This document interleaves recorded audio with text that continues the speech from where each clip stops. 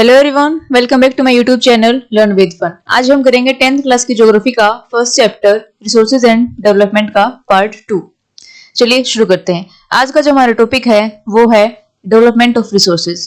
हम ये तो जानते हैं कि जो रिसोर्सेज हैं ये हमारे लिए बहुत इंपॉर्टेंट है क्योंकि ये हमारी आवश्यकताओं को पूरा करते हैं। लेकिन ह्यूमन बीइंग ने इन रिसोर्सेज का बहुत ही ज्यादा यूज किया, यानी कि अंधाधुंध तरीके से इन रिसोर्सेज को यूज किया है।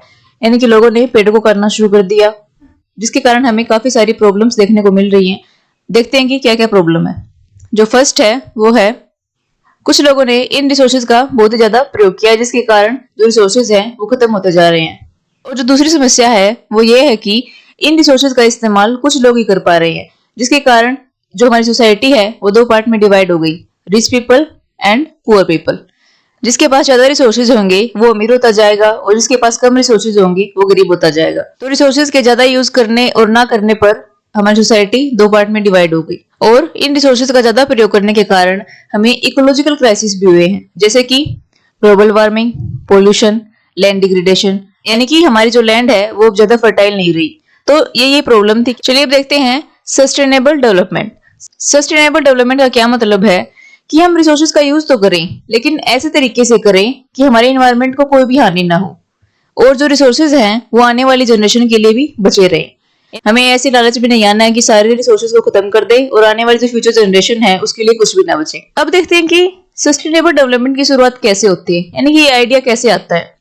तो 1992 में ब्राजील के रियो डी जेनेरियो में एक मीटिंग होती है, यानी कि एक समिट होता है जिसका नाम था रियो डी जेनेरियो अर्थ समिट।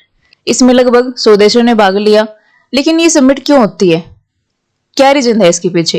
इसका जो कारण था वो ये था कि कैसे हम एनवायरनमेंट को प्रोटेक्ट कर सकते हैं और एनवायरनमेंट को लेकर जो भी प्रॉब्लम है उसका समाधान कैसे किया जाए, इसी के लिए ये मीटिंग होती है। तो सारे देश के लीडर्स फॉरेस्ट को प्रोटेक्ट करने के लिए ग्लोबल फॉरेस्ट प्रिंसिपल अपनाते हैं। सारे कंट्री के लीडर्स कहते हैं कि वो फॉरेस्ट का सस्टेनेबल तरीके से यूज करेंगे और उनकी रक्षा करेंगे।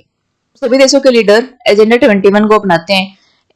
ये कुछ नहीं था, ये बस एक डिक्लेरेशन थी जिसमें एनवायरनमेंट से रिलेटेड जो भी प्रॉब्लम थी उसका एक ब्लूप्रिंट था।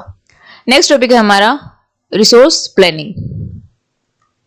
मतलब कि रिसोर्सेज को सही तरीके से यूज करने के लिए क्या क्या प्लानिंग करनी चाहिए। चलिए पहले देखते हैं कि रिसोर्स प्लानिंग क्यों जरूरी है।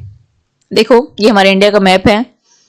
इंडिया में झारखंड और छत्तीसगढ़ में काफी मात्रा में मिनरल्स और कोयला पाया जाता है। और अगर हम बात करें राजस्थान की, राजस्थान में सोलर एनर्जी और विंड एनर्जी काफी ज्यादा मात्रा में है, लेकिन वहां पर क्या है, वाटर रिसोर्सेज की कमी है, यानी कि वहां पर पानी नहीं है ज्यादा। और अरुणाचल प्रदेश में वाटर रिसोर्सेज तो है लेकिन वहां पर क्या है, इंफ्रास्ट्रक्चर नहीं है। देखो, अगर एक रिसोर्स है तो वहां पर दूसरी रिसोर्स की कमी है, तो इस कमी को पूरा करने के लिए रिसोर्स प्लानिंग जरूरी है। ठीक है, हमारे इंडिया में रिसोर्सेज तो काफी मात्रा में है लेकिन वो क्या है, अनइवन तरीके से डिस्ट्रीब्यूटेड है।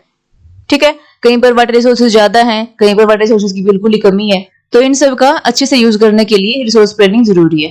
और रिसोर्स प्लानिंग कैसे की जाती है इसको हम नेक्स्ट वीडियो में पढ़ेंगे। अगर आपको ये वीडियो अच्छी लगी हो तो इस चैनल को लाइक, शेयर एंड सब्सक्राइब करें।